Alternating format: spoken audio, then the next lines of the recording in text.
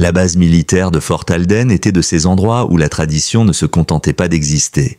Elle s'accrochait à chaque mur, chaque vent poussiéreux, chaque pas cadencé comme une odeur de poudre noire qu'on ne pouvait jamais vraiment effacer. Depuis des générations, on y formait des soldats de fer, des commandants au regard d'acier et des fantômes qui, même revenus du front, n'avaient jamais vraiment quitté le terrain. Là-bas, les ordres ne se discutaient pas et l'autorité coulait de haut en bas comme une chaîne de fer rouillée. Jusqu'au jour où la capitaine Emilia Arias franchit les grilles. Ce jour-là, quelque chose, imperceptible au début, commença à vibrer dans cette chaîne. Elle n'était ni la plus grande, ni la plus décorée, ni même celle qui parlait le plus fort. Mais dès qu'elle entrait dans une pièce, les vieux sergents redressaient les épaules. Pas par peur, par respect, elle n'avait pas besoin de hausser le ton, ni de rappeler son grade. Elle dirigeait avec autre chose, une précision sans faille, une clarté dans le regard et une présence silencieuse qui imposait l'attention, comme une gravité naturelle. Ses yeux, justement, racontaient une histoire que peu osaient lire en entier.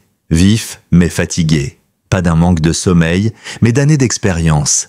Emilia n'avait que 32 ans, mais déjà 3 campagnes derrière elle. Une en Irak, 2 en Afghanistan. Une médaille de la bravoure, des distinctions pour leadership tactique en terrain hostile, une blessure grave qu'elle n'évoquait jamais. Née à El Paso dans une famille militaire, elle avait appris très jeune que la discipline n'était pas une option, c'était une condition de survie. Son père, ancien instructeur de corps des Marines, lui répétait sans cesse « soit tu fais le boulot, soit tu ne lasses pas tes Rangers ». Et sa mère, professeure de lycée, lui avait transmis une autre forme de force, celle de parler avec autorité, sans jamais crier.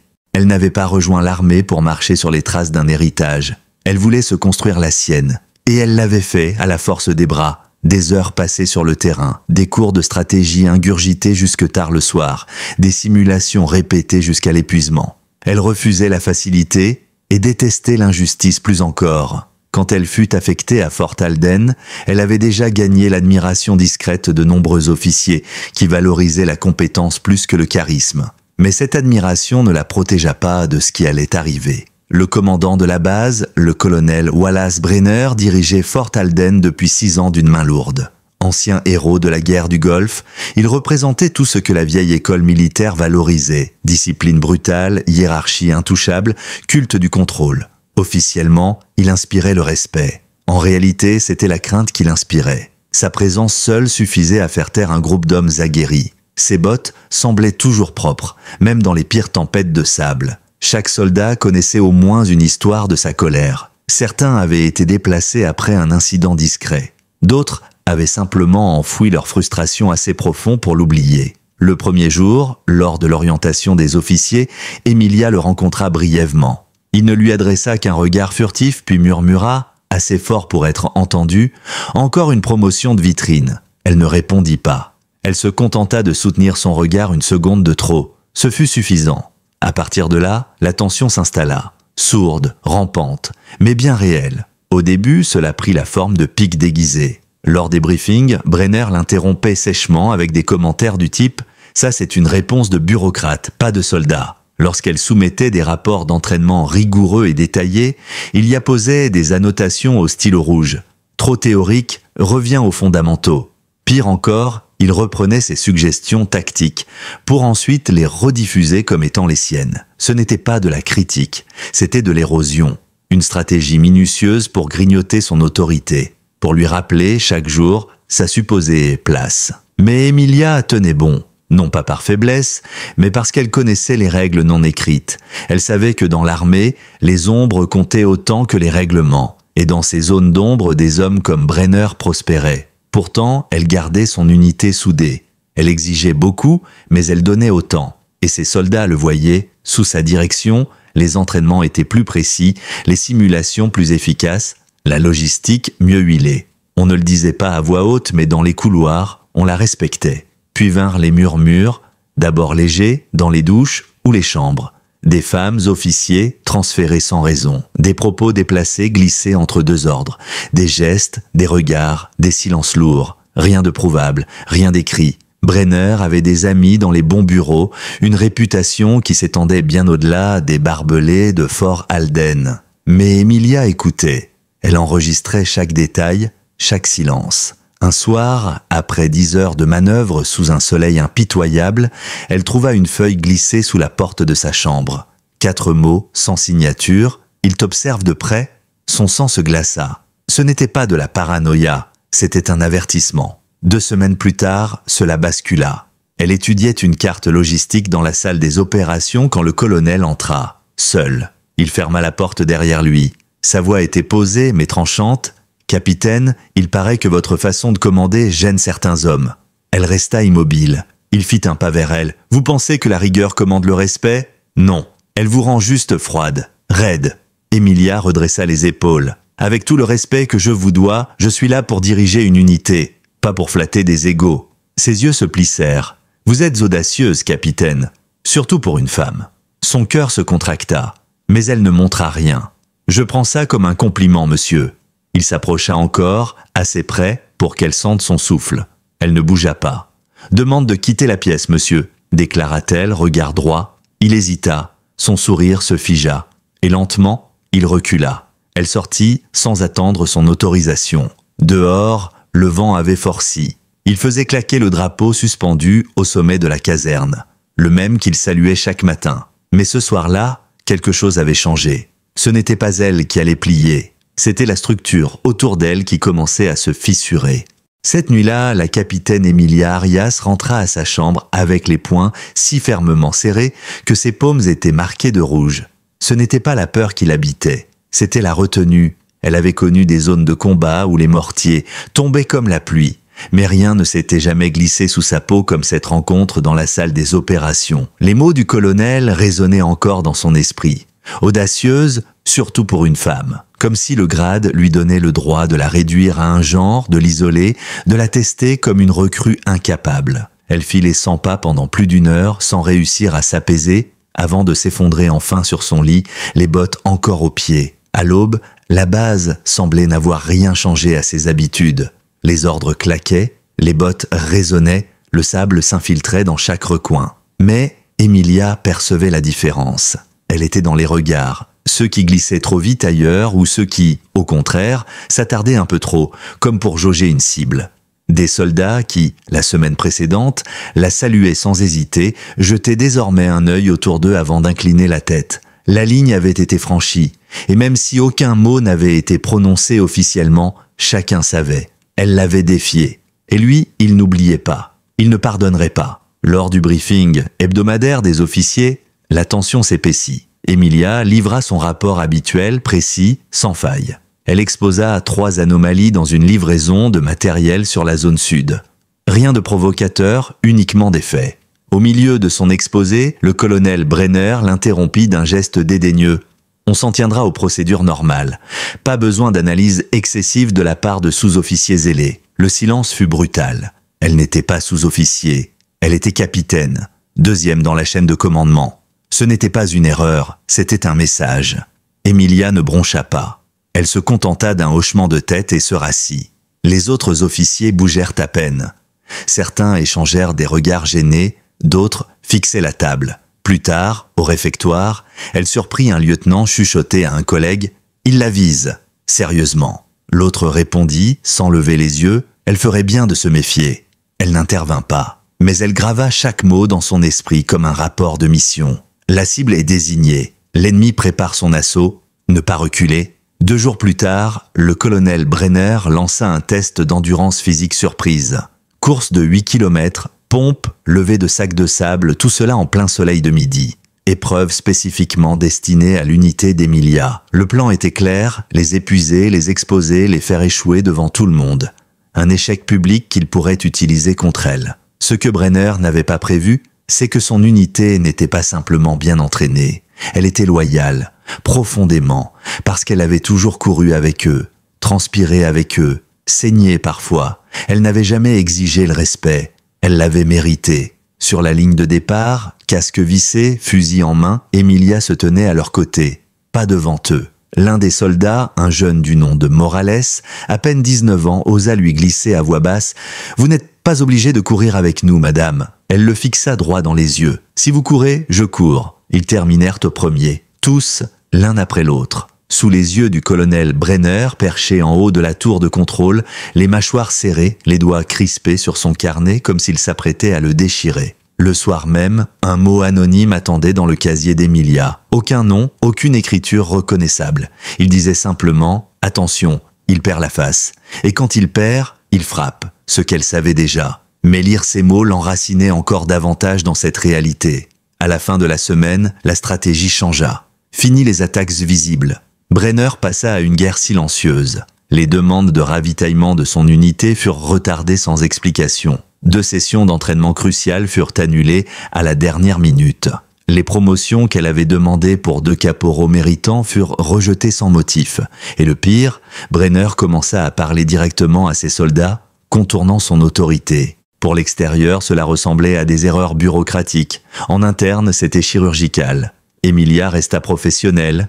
Elle ne réagit pas. Jusqu'à ce soir-là, dans le hangar de maintenance, quand le sergent-chef Darnell, l'un des plus anciens de sa section, l'approcha. Un colosse au regard discret, vétéran de 15 ans. Il s'arrêta devant elle en silence, puis dit simplement « On sait ce qu'il fait ». Elle le regarda « On parle, capitaine. On voit. Et on est derrière vous ». Sa voix était basse, mais ferme. Emilia baissa les yeux. « Parfois, mais ça ne suffit pas ». Darnell secoua la tête. Il ne se contente plus de piquer l'ours. Il s'apprête à le frapper. Elle hocha la tête. Alors préparons-nous. Ce n'était plus de la peur à ce stade, c'était de la lucidité. Elle avait passé des années à affiner sa stratégie, sa discipline, sa maîtrise de soi. Mais parfois, certaines situations ne demandaient pas le silence. Elles exigeaient de tenir bon. De tenir si fermement qu'un géant, s'il osait vous défier, devrait vous contourner ou tomber en essayant. 3 jours plus tard, lors d'un exercice public regroupant près de 300 soldats, le moment qu'elle avait prévu arriva. Emilia avait donné un ordre tactique standard, repositionner une section sur le flanc gauche. Rien d'inhabituel. Mais Brenner, observant depuis le bord du terrain, hurla « Capitaine Arias, qui vous a autorisé à modifier ma formation ?» Emilia répondit calmement, suivant le protocole « J'ai observé une vulnérabilité sur le flanc, j'ai pris l'initiative. » Il s'avança, coupant ses mots, et lança devant toute la division « Ce n'était pas à vous de décider. » Les têtes se tournèrent, les regards s'élargirent, le silence s'épaissit. Il marcha droit vers elle, trop près. Il empiéta sur sa zone. Et là, il leva la main, pas vite, pas encore pour frapper, mais levé. Ce simple geste suffisait, c'était une violation du code militaire, une menace, un avertissement, un abus, mais c'était aussi une erreur. Le temps sembla se figer. Le ciel au-dessus de Fort Alden s'assombrit à mesure que de lourds nuages passaient au-dessus du terrain d'entraînement, jetant des ombres longues sur la poussière battue. Les 300 soldats restèrent de figés, formés, les yeux rivés sur les 2 figures au centre du terrain. Le colonel Wallace Brenner, le visage cramoisi de colère, et la capitaine Emilia Arias, droite, immobile, tendue comme un arc. La main de Brenner, toujours levée, planait dans l'air, suspendue au-dessus d'un abîme. Ce geste, à lui seul, suffisait à tout renverser. Il n'y avait pas encore eu de coup, mais tout le monde savait. La ligne venait d'être franchie. Emilia ne bougea pas. Elle voulait que chaque soldat présent voie la vérité brute du moment. Ce n'était pas elle qui avait escaladé la situation, c'était lui. Brenner s'approcha davantage, son rictus déformant ses traits. « Tu crois pouvoir m'humilier devant mes hommes, capitaine ?»« Ces hommes, pensa-t-elle. Mais elle répondit à voix haute, posément. « J'ai suivi le protocole de terrain, monsieur. Vous l'avez enseigné vous-même il y a 3 semaines. » Cela aurait dû clore la conversation. Mais Brenner ne voulait pas de logique. Il voulait l'obéissance. Il voulait la peur, et Emilia n'avait plus rien à lui donner. « Je vais t'enseigner autre chose maintenant, » cracha-t-il. Sa main bougea, pas un simple geste d'intimidation. Il frappa, violemment. Pas une gifle, mais une attaque. Un revers destiné à marquer, à écraser, sauf qu'il ne l'atteignit jamais. Avant même que son bras ne descende entièrement, Emilia réagit. Un réflexe, une vie entière de formation, de combats rapprochés, de défense tactique compressée dans un instant aussi rapide qu'un éclair. Sa main gauche intercepta le poignet de Brenner en plein vol.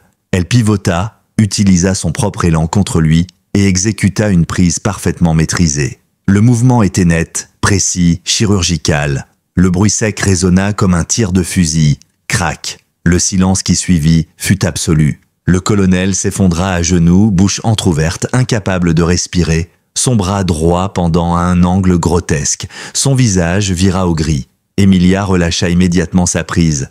Elle n'avait pas bougé d'un centimètre. Sa respiration était calme, son regard fixe. Elle se tenait simplement au-dessus de lui, droite, mais pas triomphante. Sa voix était aussi tranchante que de l'acier froid. « Vous ne lèverez plus jamais la main sur moi, monsieur !» Un murmure parcourut les rangs, comme une onde invisible. Certains soldats échangèrent des regards d'incrédulité. D'autres regardaient Emilia comme on regarde une légende naître sous ses yeux. Un infirmier courut depuis le bord du terrain, appelant déjà du renfort par radio. Le colonel Brenner ne parla pas. Il ne pouvait probablement pas. Ses lèvres tremblaient, ses yeux grands ouverts, cherchaient une issue qu'il n'y avait plus. Emilia se retourna lentement vers les soldats rassemblés. Elle les balaya du regard, un par un. Quand elle parla, sa voix porta sans effort jusqu'au fond du terrain. Formation en place, pas de dispersion. Et ils obéirent, non pas parce qu'elle portait un grade, mais parce qu'ils avaient vu, parce qu'elle n'avait rien imposé. Elle s'était tenue debout, et cela avait suffi. Depuis le poste d'observation en hauteur, le commandant Logan Matters, adjoint du commandement général, observait la scène médusée. Personne, pas même lui, ne s'attendait à cela. Tous savaient que le comportement du colonel finirait par causer sa chute. Mais personne n'aurait imaginé que ce serait cette jeune femme au calme imperturbable qui provoquerait la détonation. L'exercice fut suspendu dans les minutes qui suivirent. Les soldats furent renvoyés dans leur quartier, mais beaucoup restèrent là, figés. La poussière n'avait pas encore retombé que les rumeurs commençaient déjà à circuler. Elle lui a vraiment cassé le bras? Il a essayé de la frapper? Elle n'a même pas cligné des yeux. Enfin quelqu'un qui se lève contre lui. Dans sa chambre, Emilia s'assit seule à son bureau, son casque posé à côté d'elle, ses mains jointes, tremblantes, mais pas de peur. Ses muscles tendus non par la violence, mais par le contrôle qu'elle avait dû exercer pour ne pas aller plus loin. Elle ne voulait pas l'humilier, elle avait simplement refusé d'être écrasée. Pas cette fois, on frappa à la porte. C'était le sergent-chef Darnell. Son visage était neutre, mais ses yeux brillaient d'un éclat difficile à ignorer. « Capitaine », dit-il doucement. Les rapports commencent à circuler. Elle hocha la tête. « Je m'en doutais. » Il jeta un œil dans la pièce, puis revint vers elle. « Vous n'avez perdu personne aujourd'hui. Si quelque chose lui vous venez de gagner une loyauté que peu d'officiers obtiennent en 20 ans. » Elle ne sourit pas. Pas encore. Elle répondit seulement « Ce n'est pas fini. » Il acquiesça. « Non, madame, c'est le début. » Moins d'une heure plus tard, les enquêteurs militaires étaient déjà sur place. Le diagnostic médical tomba, fracture complète du radius droit. Les premiers formulaires furent signés, les témoignages commencèrent à affluer. Et tandis que l'enquête se mettait officiellement en route, quelque chose de bien plus profond prenait racine. Les soldats de Fort Alden avaient vu quelque chose qu'ils n'oublieraient jamais. Ce n'était pas une mutinerie, ce n'était pas un scandale, c'était une capitaine seule, droite, face à l'abus, et prête à faire face à tout ce que cela entraînerait. Dans les jours suivants, les murmures devinrent des voix. Des courriers anonymes affluèrent, des soldats, hommes et femmes, commencèrent à raconter ce qu'ils avaient enduré. Harcèlement, pression, menaces, des années de silence se transformèrent en une déferlante. Emilia n'avait pas seulement brisé un bras, elle avait brisé l'omerta. Le colonel Brenner, transféré à l'infirmerie sous escorte armée, refusa de s'exprimer. Son avocat, dépêché en urgence depuis la capitale, publia un communiqué officiel accusant Emilia d'avoir provoqué la scène, affirmant qu'elle s'était laissée emporter par des excès d'émotion propres à sa génération. Mais les images parlaient. 3 angles différents montraient la même chose. Un bras levé, une neutralisation rapide, un geste maîtrisé. Et surtout, une vérité qui ne pouvait plus être dissimulée. À Fort Alden, l'atmosphère n'était plus la même. Le sol vibrait d'une tension nouvelle. Les chaînes de commandement tremblaient. Le terme « fracture » ne désignait plus seulement le bras du colonel Brenner, mais l'état de toute la structure qu'il avait dirigée. Le système venait de subir un choc frontal. Et le nom d'Emilia Arias était sur toutes les lèvres. Pas comme une rumeur, pas comme un incident, mais comme un catalyseur. Conformément aux procédures, Emilia fut convoquée dans l'aile administrative pour une première audition. Le colonel Félix Marsden, venu tout droit du bureau central d'audit militaire, l'accueillit dans une pièce glaciale, austère. Il avait déjà les images, 3 vidéos, drones, caméras de casque et surveillance périmétrique. Il appuya sur pause dès qu'elle entra. Ses yeux croisèrent les siens. « Asseyez-vous, capitaine !» Il ne perdit pas de temps. Le colonel Brenner a une fracture nette. Il affirme que vous l'avez agressé en public. Emilia ne broncha pas.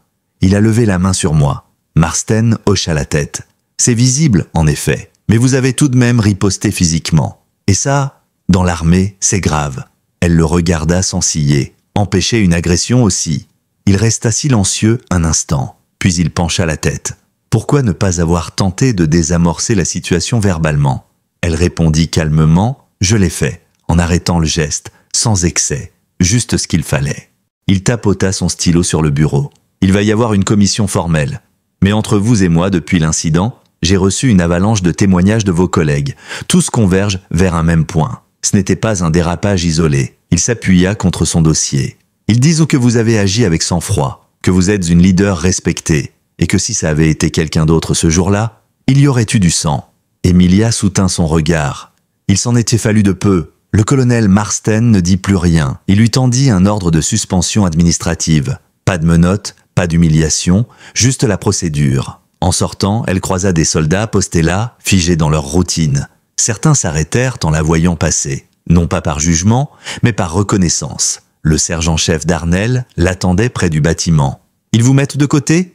Elle hocha la tête. « Rotation temporaire, en attendant qu'il décide si se défendre est une faute. » Il souffla doucement.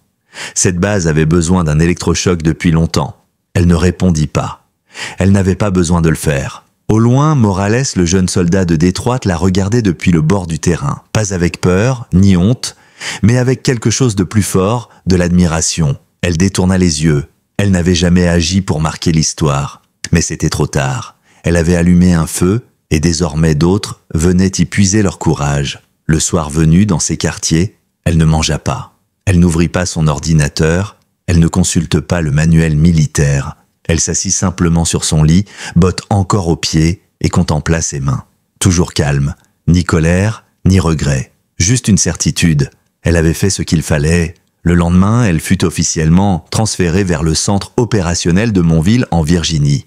Un bâtiment moderne, neutre, où l'on observait l'armée depuis les hauteurs, loin des cris et de la poussière. Sa nouvelle fonction, liaison stratégique Division Est.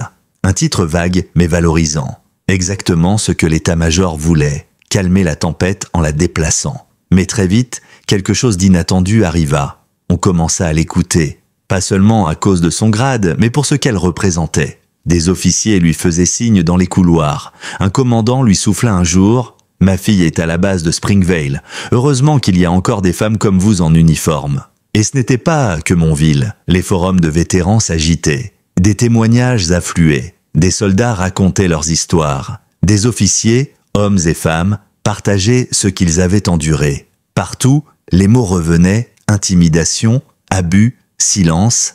Mais désormais un nom apparaissait en haut des lettres: Arias. Une semaine après son arrivée, le major Leila Dawson, analyste d'opération, l'invita à une réunion privée.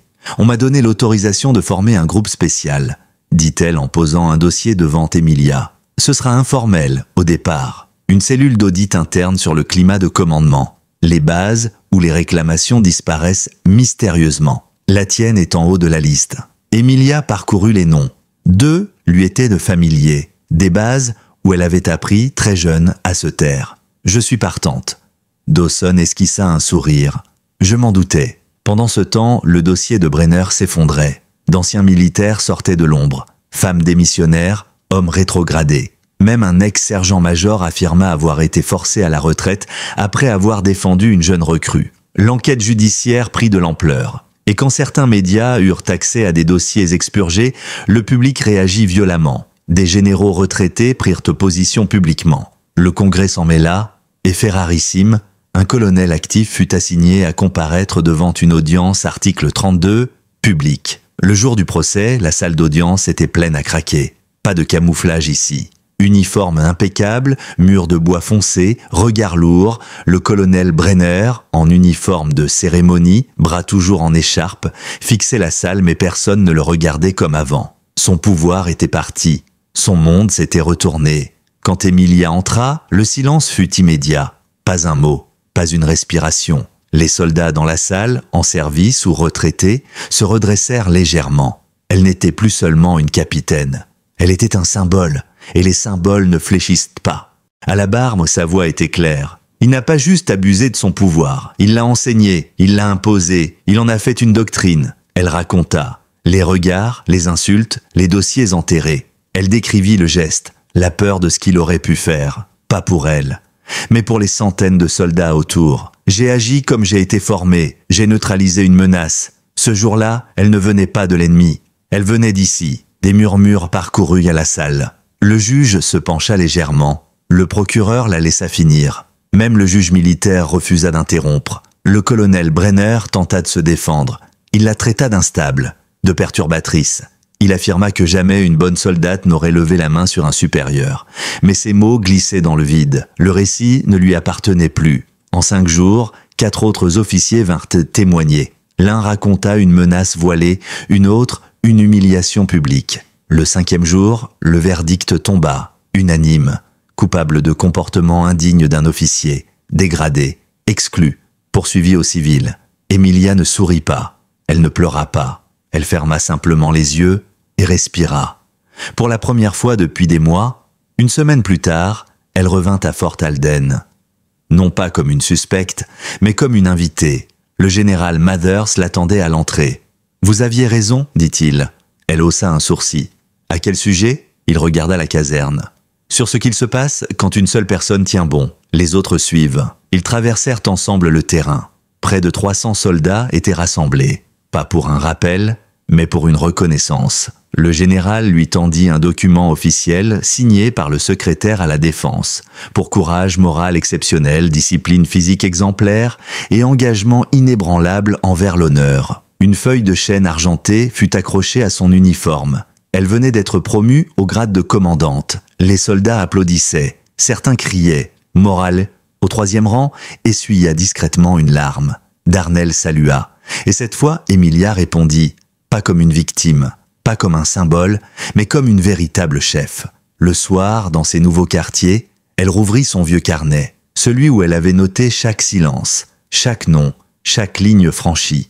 Et sur une nouvelle page, elle écrivit 2 mots, pas un serment, une promesse, plus jamais, parce que ce combat n'était pas terminé. Il venait juste de commencer et elle était prête.